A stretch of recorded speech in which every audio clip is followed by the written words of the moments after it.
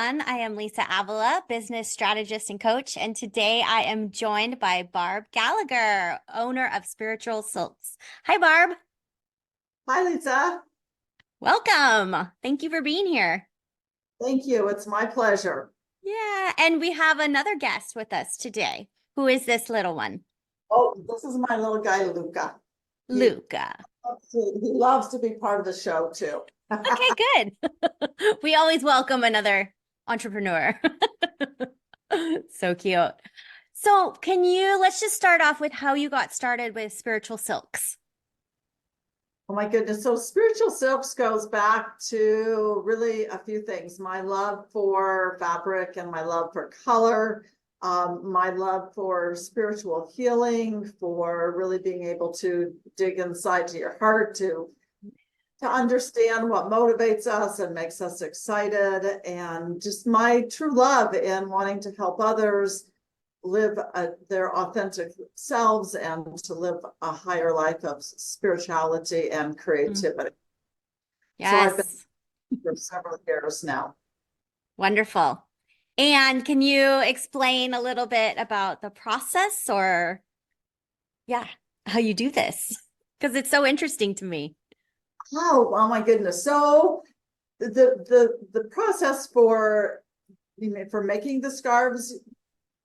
Okay, so I came up with the idea of behind the scarves of what I wanted to do. I worked with a dear artist friend of mine to help to bring those ideas to life.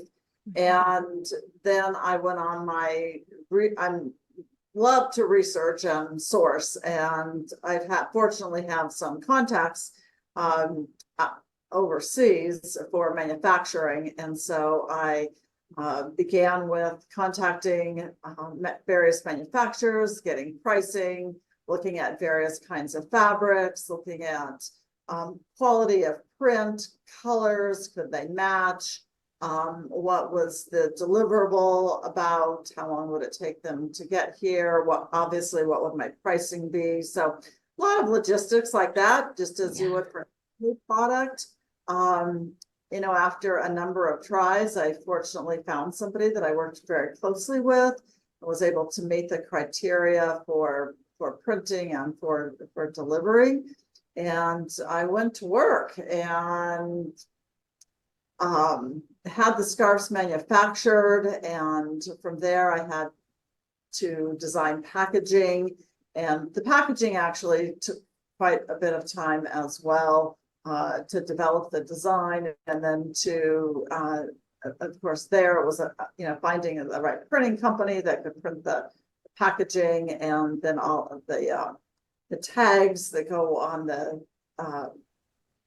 description tags that go on the scarves. And so I had did of course all the researching and sourcing for those items as well. And then the tags, the identification tags for the scarves.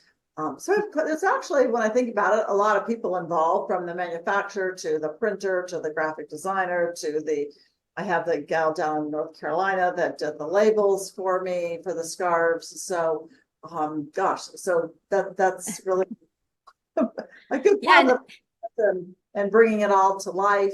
And from there, it's all about marketing. And part of my interest was always going into health spas, because I felt like that was going to reach a clientele that I was really interested in helping, and there would be customers that would be interested in this type of work. So I've been extremely fortunate to do a number of sales with Marriott Corporation in various parts of the country. So that's been exciting. I've been involved in art shows and then sell individually too. That is a lot of work, Barb, and I want to commend you because I feel like when we are in it, when I was in the wine industry, right, that's a product base also, and you don't think about all the moving parts that you have to coordinate and make sure everyone's doing their part. And so when you were talking about it, it's like, yes, Yes, and then that, and then that. It's not just throwing an offer out there and seeing, what sticks. So good for you for sticking through all of that and doing it. Thank you. Thank you. Thank It's you. a lot. A And lot of work, then, but, when you're doing it, it's like so many things you don't really think about it. You just start doing it, but then you realize where your time goes, right? yeah, yeah. And that's tough when you have this passion and this dream, and then you start to see what's really involved with the logistics and the money going out the door. And so I think a lot of people get discouraged, but hearing your story and that it's working is great. Of like, yes, you can do it. You just have to have all those things in place and know what the next step is. Right, right, right. Yeah. And then bring in the marketing and and you and I have had a strategy session before talking about marketing and distribution and because there are so many different moving pieces. Yeah, exactly, exactly. And I think that's, obviously that's a whole piece in and of itself is the marketing and, the most important part because as we know, if we don't market and get ourselves out there, our products and our services don't come to life. So anyway, it's been challenging to really fit the right market, to get enough of a pool from the from the right industries and things. But there again, I think a lot of it is just that consistency of getting out there in front of people and not giving up. I think that's sometimes the hardest part for people in our position like that is, when you don't see sales suddenly coming in the door and it's like, oh my gosh, I have all this product and, Mhm. created and I've done and Yeah. have to be able to sort of step away from that and focus on what it is that, that takes you forward. And so I really try to say, as many days a week as I can is what am I going to do to monetize this and to get it out there? Even if it's something really small, like, making a phone call to past clients or just connecting with people that have expressed interest, but something that is keeping that process Yeah, going. that's moving the needle. Yeah. I like Yeah. that you're thinking outside the box also because I think that's important. People tell us what we should do as far as getting the product out there, distribution, but you mentioned going to art shows. It's like, wow, that's really thinking outside the box because your ideal clients are likely at an art show, right? They have the money to spend, they're looking for something creative. So that's a really great idea. Right, right. Yeah, it's been super helpful. And I've gotten a lot of, just different individual clients that way. Mhm. Uh, so Yeah. you definitely have to think outside the box, and I think also not, be afraid to do that. My other avenue is through cancer centers because I believe that the scarves make really beautiful head wraps for Mhm. cancer. And I am a breast cancer survivor, so I've really wanted to hit that market too. So there again, it's yeah, kind of the right people and and getting out there and doing it. Yeah. Well, so that's interesting. Do you think it's because you have such a big vision that you just keep going out and doing these things or trying something new? It's a good question. I think that I think I really believe in what I do. Mhm. And I think that's really probably when I look back, what's kept me going is that I do believe in the work Yeah. and I do believe that I have a product slash a service to offer to people. And I do feel that, my product, I'm so absorbed and really wanting to bring people to a higher level and create from the heart. And I think that we live in a time right now of just so much chaos and confusion. And I think people are starved for something that regrounds them and that reconnects them to who and what they are and what their purpose is, even if they're not doing it, but just something. So I I believe in it. So that's why I Yeah. still No, press, I mean, I press think, regardless. And I've had other things, other things happen. I was contacted by somebody recently to do a custom piece and someone that found me online. And so it's like, oh, okay, you know, this could be a really awesome project too. mm, So we'll work through the pieces right now, and I'm, putting fabrics together and different things and designs together. So there should be yeah.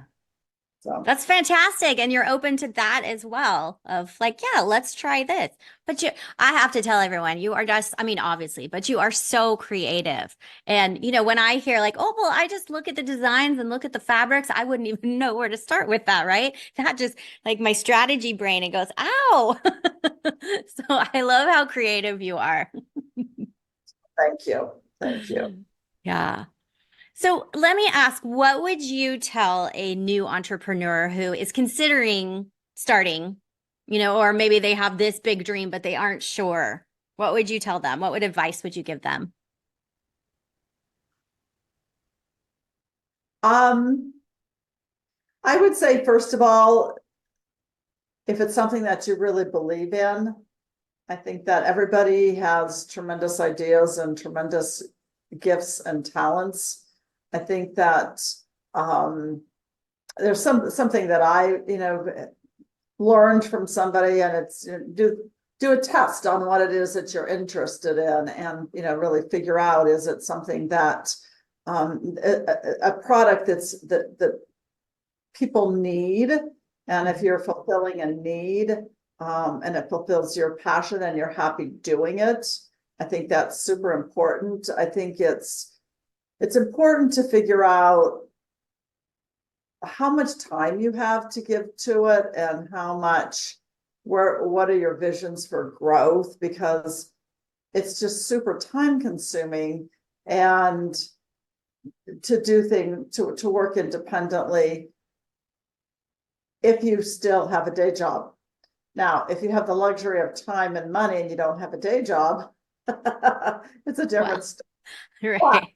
Yeah. even if you don't have to have a day job, there is still that commitment that's required, and you still have to do the marketing, you still have to do the work. So you have to be, I think, up for that individual challenge, because it's, depending on what your team of people looks like and what you can bring into the mix, it just requires that self-motivation Yeah. every day. And I think that also a lot of it's about resilience and understanding that not everybody's going to love your product, and you can't take things personally when people don't like it, because not what I do is not for everybody. Not everybody Mhm. believes the same way that I do, from a healing perspective. And um, some people don't like a lot of color, and some people just don't wear scarves.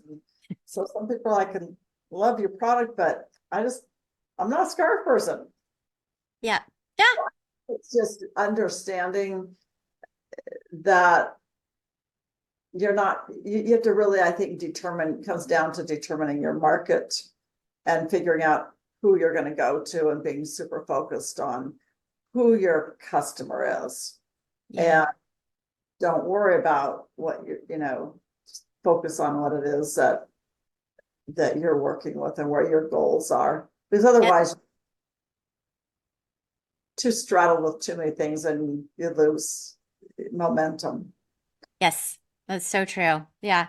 Great advice. Because it's a lot of work, but at the end of the day, to me, it's so worth it to be following your passion and putting more goodness and color and life out there, because that's how I feel that that's what you're doing. And like you said, like things are really hard right now. So to be able to give somebody that beauty and kind of safety too. I mean, that's how I feel when I'm wearing a larger scarf. Like, oh, I'm all wrapped up and I'm pretty. That's what we all want, right?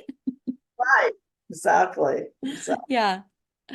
So how or where can people find your scarves?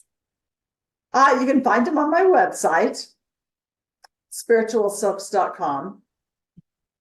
And let's see, that's where you can find them, probably the easiest. Yeah. As far as they are currently in the Ritz-Carlton in Portland, Oregon, a brand new spa there. Nice. So they are out into the retail world, but otherwise directly from me. Yeah. And you have an Instagram page, correct? Ground page too, yes. Nice. Yeah, I love to go on your Instagram and see all the shots of the different scarves, and it's so pretty. Yeah, there's so much color. So you all should go check it out. Thank you, Barb, for joining me today. Thank you, Lisa. It was my pleasure. I'm glad we had the opportunity to connect. Yes, definitely. All right, everyone. Thank you for joining us. And be sure to like and subscribe so you don't miss any of these entrepreneur truth talks. And we will see you again soon. Bye.